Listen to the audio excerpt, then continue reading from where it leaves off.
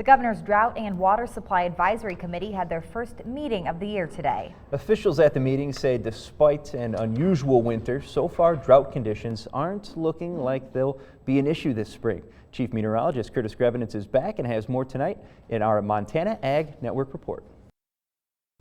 In January, snowpack levels across the state were concerning for potential drought conditions. Then in February, we had record snow locked up by bitter cold, and experts say the state in general is in a pretty good place right now. At the governor's Drought and Water Supply Advisory Committee meeting on Wednesday, officials did warn about potential drought issues in the upper northwest corner of the state as well as northeastern Montana. But as most Montanans know, those outlooks can change. If we do get a really dry spring and we start to see a rapid melt in that snowpack, that could cause most of the state to possibly go into drought conditions. So there's still a lot of variability as we get into the spring months, but we'll be closely monitoring that and we'll be providing updates as well.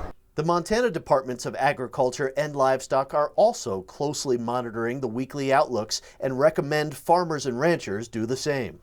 We got a lot of water yet to move, and so there could be a lot of flooding impacts, a very wet landscape to work with, which could affect movement and management of animals. But snowmelt in state isn't the only runoff ranchers should be paying attention to.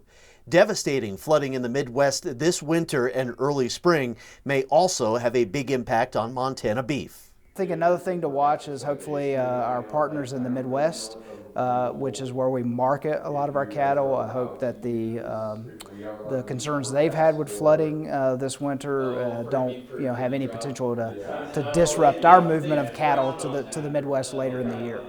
Reporting in Helena, Curtis Grevenitz, MTN News. The Montana DNRC offers several online tools to monitor flooding, drought, and their impact on crops and livestock. Links to those resources can be found on our website, ktvh.com.